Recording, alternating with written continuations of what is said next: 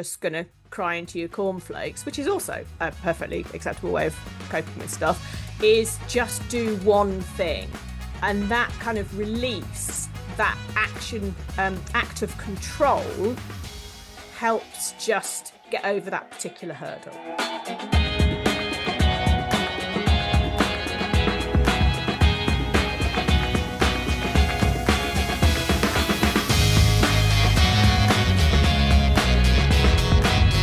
Cool. Right. So, Libby, we were just chatting just before we pressed record, and we met briefly at the Atomicon on one of their kind of pre-build-up videos. I think I can't remember what the really bad now. I can't remember what the subject line that your round table that you were hosting was. It was how happy are you? How are you really? That's right. And it was about happiness and mental health and that kind of stuff in business. Oh, Yeah. I love that. I love that. And we were just saying that how at the event, I saw you on the unofficial pre-party, or I mean, there's just feels like there's so many parties at an event. But I remember seeing you on that first night and just being like, oh, there's Libby, and then never saw you again. So, if you could have met you at Atomicon, what should I have asked you? If oh my God. Okay. Well, I mean, that is how I do conferences and events, actually, is that I'll be public and then nobody will see me again because I'm often hiding in corners having interesting conversations with just one person. So I think a good question to always ask someone is something that they're not really expecting. Because we're all like, oh, how are you? Where did you travel from? What do you do? And it's like, oh my God. I mean, obviously what we do is the reason that we are here, right? To market Absolutely. Yeah, ourselves. yeah, yeah. But life has to be more than just what we do. It's like, what's your favorite color? What's the best memory you've got from being a child? What's the biggest hope and dream you have in life? And I think that conversations like that are far more interesting than what do you do? You can phrase it differently, at least. Funny you say that, because I actually left that particular event feeling like I'd just done my bit for climate change. Because so many Like that. people said to me, "Oh, where have you come from?" And be like, "Devon." "Oh, wow. What did you come on the train?" I'd be like, "No, I," and I kept telling this story. I drove, I took a bus from where I parked to the airport. Then I got a plane. Then I got the metro, and they were like, "Oh, wow, that's quite a lot, isn't it?" And I just walked away going, "I can't even remember what they did. That was a horrible story." But Being ashamed of your life you're quite choices. local to that event, right? Well, I'm like 3 hours. Yeah. Oh, are you? Oh, okay. I don't Yeah. know why I thought you were. Well, I'm in Chesterfield, so compared with Devon, I am I mean, absolutely you're round the corner. I'm practically Scotland. Yeah. I love that. I love that. When you go to things like events like that, then do you kind of go to like whether it's like a marketing event or what kind of events you go to, but do you go there with something in mind, or do you kind of go there like quite open minded into like without intention? I suppose is probably what I'm getting at. Well, without sounding like too much of a massive knob, I don't go to learn anymore because I mean, marketing has been my field for like nearly 15, over 15 years, particularly digital marketing and all of that. And yeah, there's always something that you can pick up, but I'm like, I don't need any more information. I have enough information to do what I do and support my clients, and I can learn other stuff for interest's sake. I go to events like that because it's to see people, to meet up with clients, to meet new people, to put the legs to the face that you see on Zoom of people that I've met. And that's really why I go, is for the event rather than for the learning experience. And I guess that depends what stage of business you're at, right? Doesn't it, Yeah, really? yeah, And whether definitely. it's your own field or not. It's funny you say that, because I actually was talking to someone not long after that particular event, and they were saying, "Oh yeah, I've learned so much." And I said my exact words were, "I actually just feel like I've had a kick in the nuts to remind me of the things that actually I go, oh yeah, I haven't, I'm not doing that at the moment." And one of the things for me, which I've actually implemented from that event, it was actually just to redo my PS on my emails, because it's something that was so simple, and it's probably been the Yeah. biggest shift for me, because just by redoing that in my emails, I've actually had loads of people messaging me going, "Oh yeah, actually I didn't realize you do that." Whereas I always feel like with potentially with email marketing, I feel like I don't want to be selling. I just quite like chatting shit with people. So Yeah, I quite same. like my emails being a kind of almost a bit of like this is what I got up to that I probably haven't told people on social media. Um, and then, oh yeah, by the way, if you're interested in this, this is at the bottom kind of thing. So that was a real thing for me. So, Libby, tell me about Unstuck because you got a podcast called Unstuck, right? I do. What does Unstuck mean to you? Unstuck means to me literally getting unstuck, because it it didn't used to be called Unstuck. I've done a kind of rebrand recently, and when I started it 2.5 or so years ago, Oh it was wow. called like, yeah, no, I'm episode 140 or 142 or whenever this goes out, but I am today. Um and when I first started it, it was called Life in Business, which is also the name of my book. Right. And they started because they were about what it's like in business, living the life in business as a solo business owner. And it served its purpose really, really well for that. But I started to realize that perhaps it wasn't as reflective of, the name wasn't as reflective of what it actually is. And all my clients say to me, oh, I feel really stuck on, and then we work on the thing. I love And that. so a couple of months ago, I decided to rebrand the podcast because it really is just about, right, what are you stuck on today? Let's talk about that. And it, because being stuck is the thing that we just are, so often. And it's just a conversation, or hearing, like you said, hearing something that someone said that makes you make a tiny tweak, not reinvent the wheel, but a tiny tweak that actually makes quite a bit of difference. And that's what it's about, really. It's just getting people from where they've hit the wall to either over, under, through, round a different route that they need to go. Yeah, that's awesome. I find it interesting because some people, funny enough, I just talked about this recently with someone that when you get something that comes in your way and you kind of have that fear of like something's in the way or Mhm. something holding you back, you get that feeling of like, as you're saying, feeling stuck. Mm. Is there a common thing that you see, and this isn't gonna hopefully, blow all your secrets in the next 5 minutes, but is there a common thing that you see potentially business owners that they get most stuck with? Well, I work with women, solo, but generally speaking, solo business or very tiny business owners. And a lot of the things that people get stuck on, I mean, sure, there's the tech side of stuff, but it's not really about that. It's about the confidence, the feeling in yourself, the, oh, I don't know, do I do this or do I do that? And really all that kind of, it's confidence and it's overthinking. They're absolutely the two leaders there. And I think that they are so tied together, because if you are overthinking stuff, your confidence goes, and if confidence is gone, you start to overthink. So yeah, those are the two joint most popular things Yeah, that people popular. get stuck on. I love that when you say most popular things. Oh yeah, in the chart of things In I'm the stuck on, it's Yeah. those. I am. I definitely over the years have experienced this myself. I run my media business for the last 18 years, and I've been a coach Mm, for coming up to nearly 3 years now. And I've definitely felt that kind of that feeling of stuck over the years, where you mhm. compare yourself maybe to someone else, or you like you said that feeling of confidence. Um, what does that feel like for you then when you help someone? Because I don't know about you, but I love that feeling of when you see someone getting out of those stages. What does that feel like to you? And what does that because a lot of people talk about, six-figure businesses and this, that, and the other. But for a lot of people, it's not just about the money. So getting someone unstuck, what does that feel like? It feels really, I kind of feel really proud about it. I guess it would be like, I love in your body language there, the way your whole body just shift. It was like, I feel really proud. And I was like, oh, okay. I am invested in this next answer. oh no, it's the pressure. No, I was going to say, I guess I imagine that it's like when you see your kid ride their bike without stabilizers for the first time. There's still wobbles and there's still uncertainty, but it's like, oh, you've cracked that first step and off you go, you can fly.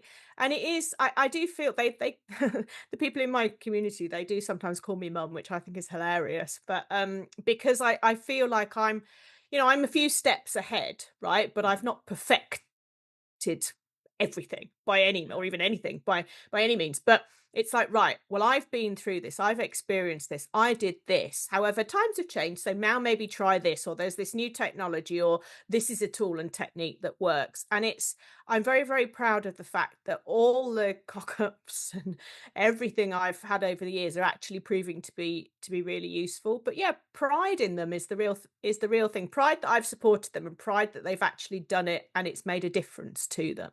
Yeah. It's a great feeling. Yeah. It is, and I love the fact that, I mean, like I just said, your body language changed then, which is, for me, really proves that you really love what you do. So Yeah. how obviously you've been a business coach, but how long have you been a business coach for? Uh, 14 years. Wow. Yeah, a long time. When I started my business, I started coaching a lot of kind of business strategy and marketing strategy. And I also ran a social media agency and taught how to use social media for business. So I started doing that in 2009 when because I worked for a college. I did that Oh, wow. within my role at the college. Wouldn't you love to listen to what you were talking about with social media like all those years Do you ago? know what? I don't think anything has changed really, because it Oh, was always really? about not, well, I mean, no, okay, absolutely everything has changed, but the fundamentals haven't changed, which is share stuff that is useful, interesting, and communicate, have conversations. That's pretty much the Yeah. essence of it. The platforms have changed, and the way you do some of these things have changed, but I don't think the fundamentals have. And all the, you say about the figure business stuff, I don't subscribe to any of this, like,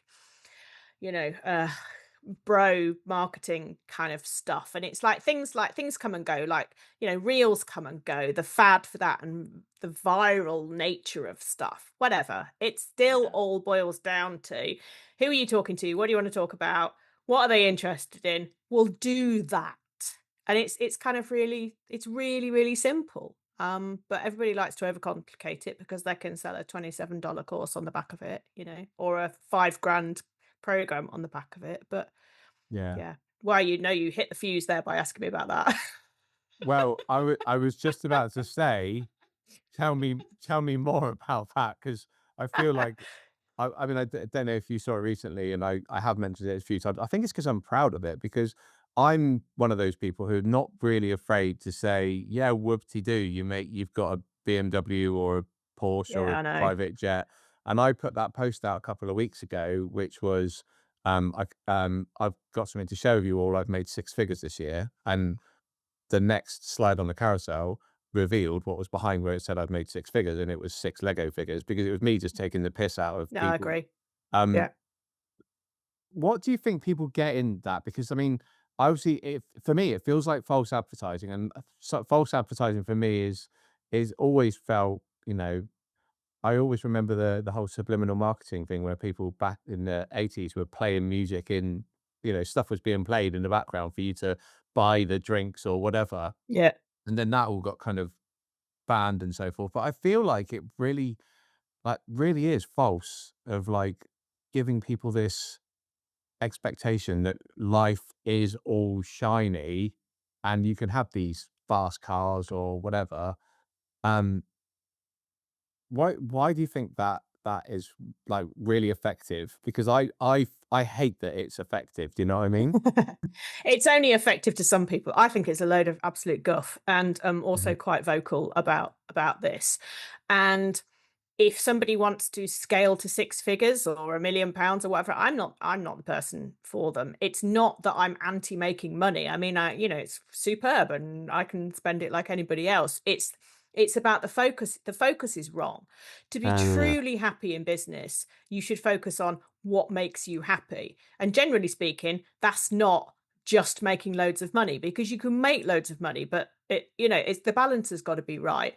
And the whole 6 figure thing, I openly share my own story about this. When I first started the business and I grew it as an agency, because I didn't know anything about running a business, never really run one before. And I was in with an entrepreneurial group who the focus was build a team, grow £1 million business, right? So I just did what I was told Mhm. because I'm good like that.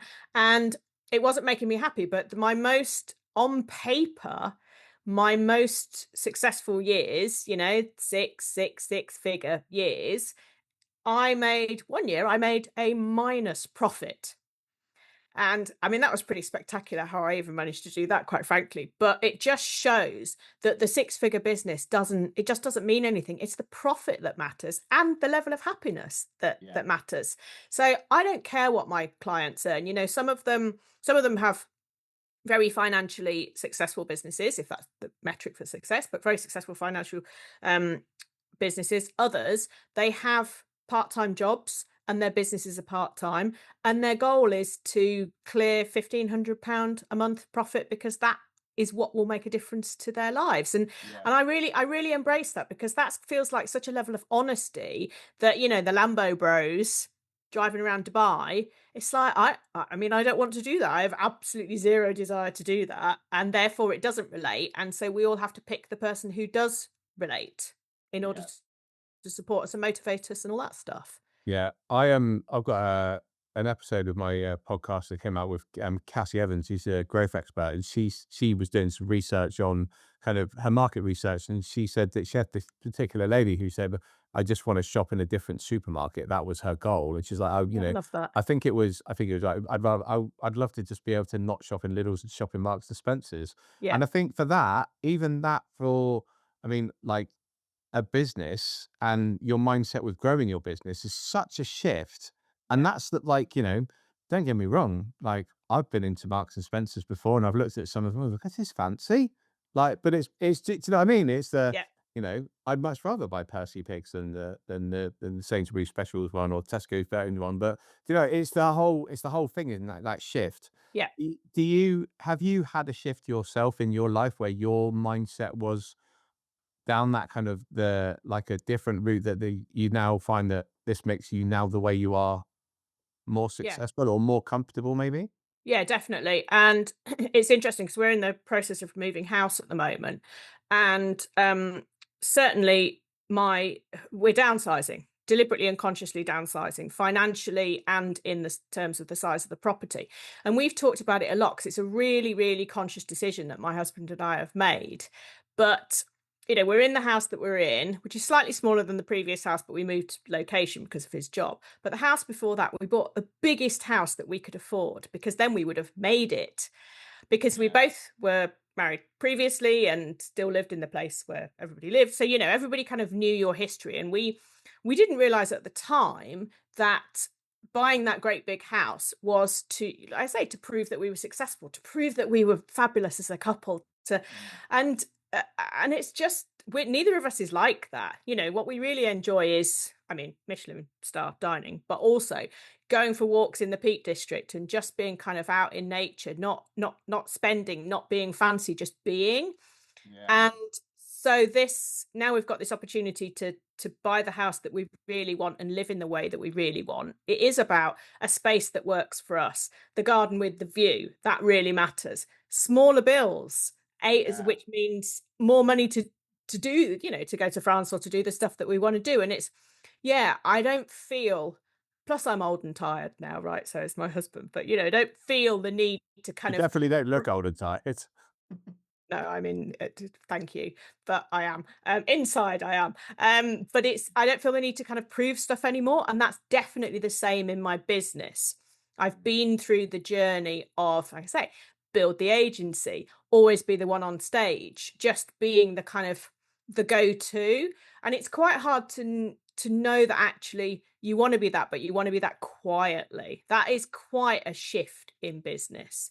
And yeah, it's something that I've gone through a lot in the last, I don't know, 3 years probably. I've deliberately like stepped back and really, really simplified my business. And so now I have my Unstuck community, and that's it. If you want to work with me. And that's all that's all been quite a shift, but it is definitely, what do I actually want and what's going to make me happy? And if everybody did that exercise, I'm sure people would do less but be happier. I love that. I in my quarterly goals, I have happiness as one Mm. of my quarterly goals. So Yeah, it should I be. have intention. I'm going to say them all wrong now. It's my own planner, and so I've got intention, happiness, wellness, family, and money. Yeah. the one I struggle with the most, and the one that I didn't start writing until 2 weeks into this quarter, was happiness.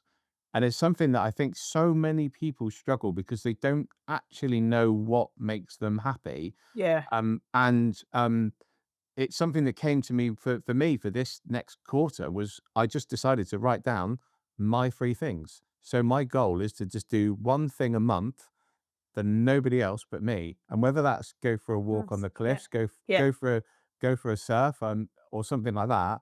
And I love that when you said about that thing, the happiness. I think that's one thing that people really do.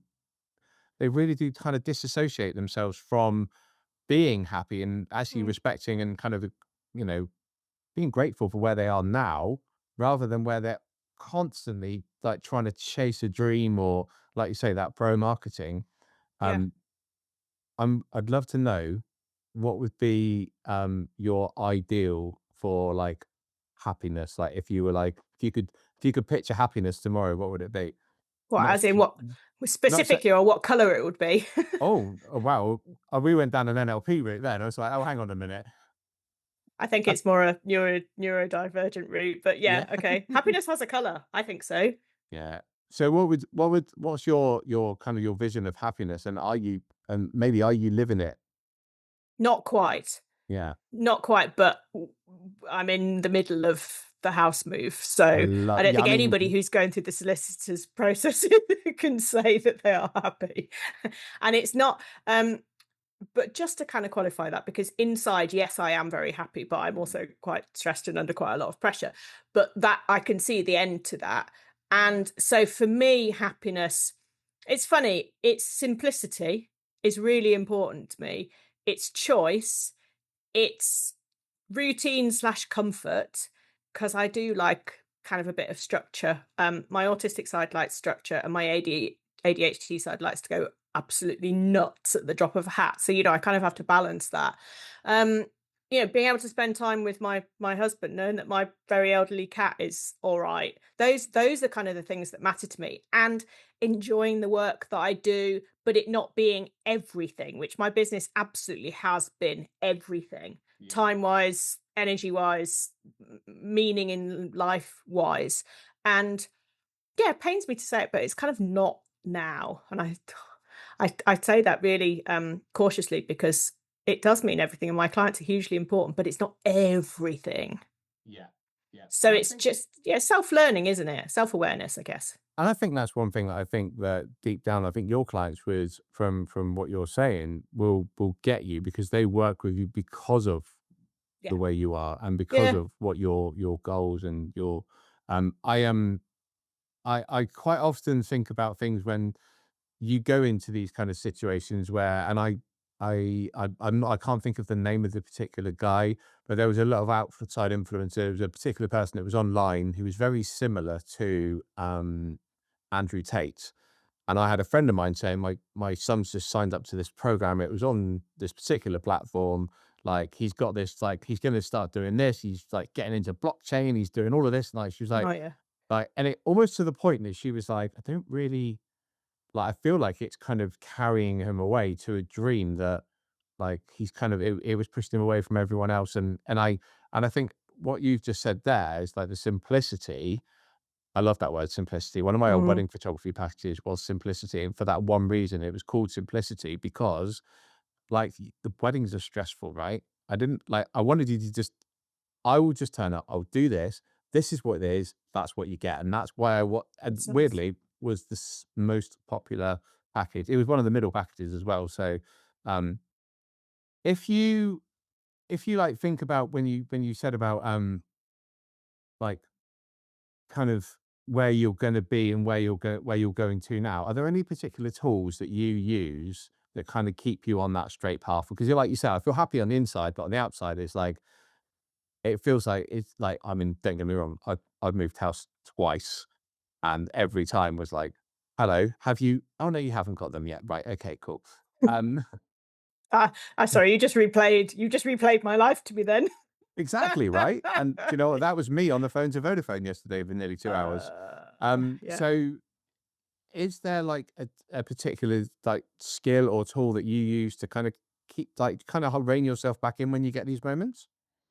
Oh, wow. I mean, in terms of managing my own mental health, Mm. I wish that there was just an app I could say, yes, this will solve everything. But no, the thing for me that I need to do in order to feel in control, and in control is the way I think I cope with stuff, is just to keep making the phone calls, just to keep, just to keep kind of on top of things and do something. Particularly, it's unusual to be for me to be in a situation that I cannot control. When a house move is exactly, selling one, buying another. You're not in control of that at all. Yeah. But for me, it's taking one action, and whether that is phoning the solicitor again, just ringing one of the estate agents to, haven't really got an update, but have you got an update? Just it's something. And that's what I always say to my clients is, when you, and it's the overwhelmed feeling, right?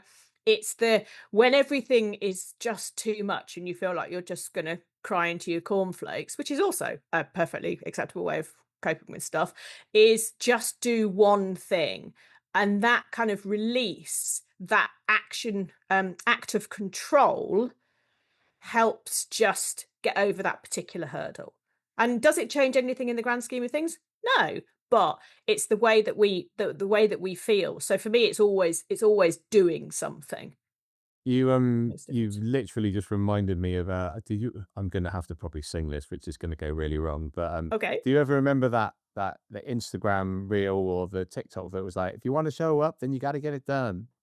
Like it was I don't, but constant. I love it. I love you. Yeah, but I used it in a video Yeah. and it was really funny because I did it. I was doing a deadlift, or no, I might have did a back squat. I did a video which I put on my Instagram, and as I did it, I was like, it was. I put it on because afterwards I was like, when I now look at that, it was like I'm reminding myself actually about showing up, and I think that's so like kind of connects with what you're saying then about like by just doing that one little thing, you're constantly keeping the cogs turning, that Yeah, momentum it's going. it's it's about I talk about rolling, not pushing, if you want to move forward with something, because pushing is effort, is energy, is hard, requires constant effort. But rolling, you only need like a gentle nudge to keep something rolling. It's very, very different. And so there are always little tiny things, little tiny pushes that you can do even on the days where you don't want to do anything, that you can do to get. So showing up, I don't know, I wouldn't use that language, because to me showing up is it that's effort. Yeah. But do and that's putting a face on, and and all of this kind of stuff, or putting a front on. Whereas just one little thing, one little action, one gentle nudge has a huge amount of impact, but you can kind of do it behind the scenes, so it's a minimal viable effort I feel like activity. we've had a weird couple of moments already today that I'm genuinely like, okay. I feel like maybe you've been watching my social media, but I watched a video this morning. It's obviously I'm gonna say it's obviously American. Two guys walking side by side, they're chatting, and he says, "Oh, come this way with me." And he walks along, and they're walking along, turn around, come back, stop in the middle. We got to count, gets to, I think he counts to 4 steps. Right, we're in the middle. And then he turns around and he faces the guy and he said, "Put your hand up." And he said, "I'm going to push you." And he pushed him. And what you've just said there really made me go, "Oh my God, yeah." Because when you're walking side by side with someone, it's easier to have those conversations with people. But when you start pushing up against someone, so Yeah. like you say, that rolling moment rather than pushing. Yeah. Oh, I like that. I love that, Libby. I love that. So Libby, how can women work with you, and how can they find your podcast, and a bit more about kind of what you do and where you show up, but not show up roll? Yeah, where I Let's see how you roll. yeah, I mean, then you're taking it into a whole different territory of uncomfortable language. No, come roll with me, guys. Yeah. No, so I'm on all the social media platforms. I'm not. I'm there, but I'm not a prolific poster anymore because I've deliberately stopped doing that. But I'm definitely there. LinkedIn, I'm Libby Langley. Instagram, I'm at Libby Langley, and I'm on Facebook too. So I'm on them all. Um, and my podcast is called Unstuck. It's on all the podcast apps. Sorry. Website's libbylangley.com. My book is called Life in Business. That's on Amazon. And to work with me, my community is called the Unstuck community, and it's just a gorgeous place to be. And all the info is on my website, libbylangley.com. I love that. I love that. Libby, I had a question which I came up with on a episode a couple of weeks back, and I feel like you're the person to ask this question. Before we wrap up, if you knew the answer, what would be the question? Mm. I mean, I know the answers to lots of questions, Oh, but if I knew the answer, what would be the question? I think it would be, how do you become happy? that's beautiful. I love that.